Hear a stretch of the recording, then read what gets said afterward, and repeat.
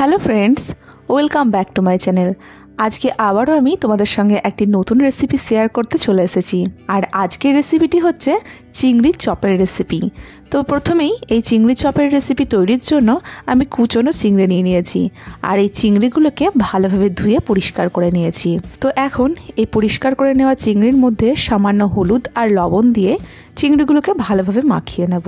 তারপর একটা প্যানের মধ্যে সর্ষের তেল গরম করতে দিয়ে তার মধ্যে এই চিংড়িগুলোকে লাল করে ভেজে তুলব। চপ আমরা কম বেশি সকলেই পছন্দ করি, আর চিংড়ির চপ হলে তো কোনো কথাই নয়। তো চিংড়ির চপটি আমি কিভাবে তৈরি করছি সেটা জানার জন্য পুরো ভিডিওটি শেষ পর্যন্ত দেখতে থাকুন।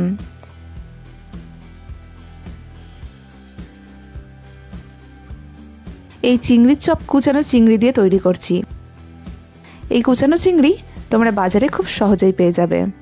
তো চিংড়িগুলো ভাজা হয়ে গেছে। এবার চিংড়িগুলোকে নামিয়ে নিয়ে সেই প্যানেই দিয়ে দিলাম আরও কিছুটা সর্ষের তেল। তেলটা গরম হয়ে আসলেই এর মধ্যে দিয়ে দিচ্ছি সামান্য গোটা জিরে,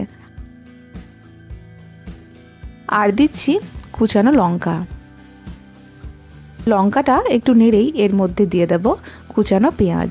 এবার এই লঙ্কা আর পেঁয়াজটা একটু লাল করে ভেজে তুলব।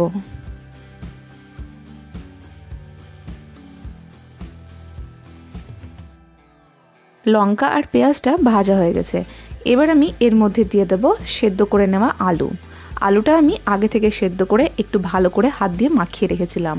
তো সেই আলু সেদ্ধটা এই লঙ্কা পেঁয়াজ ভাজার মধ্যে অ্যাড করে দিলাম। তারপর আলু সেদ্ধটাকে এই পেঁয়াজ ভাজার মধ্যে একটু ভালো করে মাখিয়ে নেব।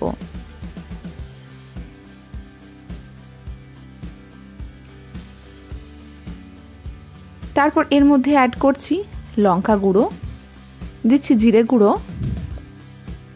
আর দিয়ে দিচ্ছি ধনে গুঁড়ো, দিচ্ছি পরিমাণ মতো লবণ আর সামান্য হলুদ গুঁড়ো। এবার এই সমস্ত মশলাগুলোকে এই আলুর সাথে খুব ভালো করে মাখিয়ে নেব।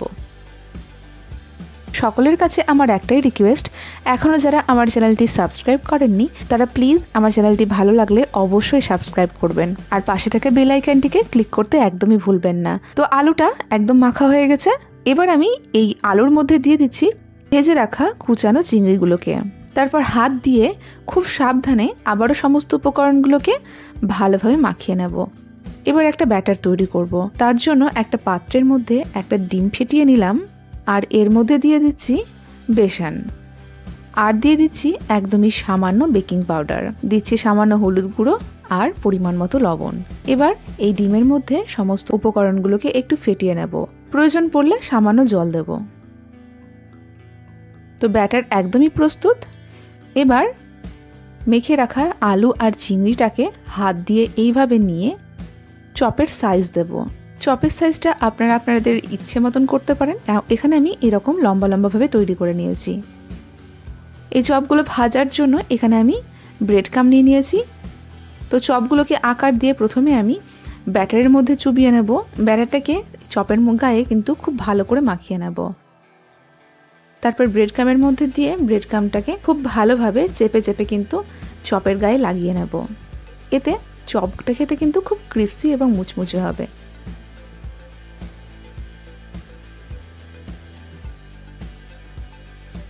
অন্যদিকে চপগুলো ভাজার জন্য কড়াইয়ের মধ্যে দিয়ে দিয়েছি রিফাইন তেল। তেলটা গরম হয়ে এসছে। তো এখন আমি একটা একটা করে এই চপগুলোকে তেলের মধ্যে দেব, আর চপগুলোকে লাল করে ভেজে তুলব। যারা যারা এই চিংড়ির চপ এখনও খাননি তারা কিন্তু একদমই আর দেরি না করে বাজার থেকে ঝটপট চিংড়ি কিনে নিয়ে এসে এমনভাবে চিংড়ির চপ তৈরি করে নিতে পারেন। আর যারা বাইরে খেতে পছন্দ করেন না তারা তো বাড়িতেই একদমই সামান্য কিছু উপকরণের সাহায্যে এই চিংড়ির চপগুলো তৈরি করে নিতে পারেন।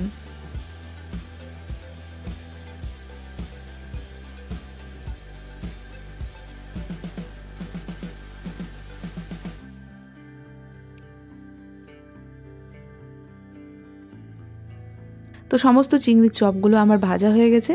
এবার আপনারা গরম গরম এই চিংড়ির চপগুলো সসের সঙ্গে গরম গরম সার্ভ করতে পারেন। তো আজকের এই চিংড়ির চপের রেসিপিটি সম্পূর্ণ দেখার জন্য সকলকে অসংখ্য ধন্যবাদ।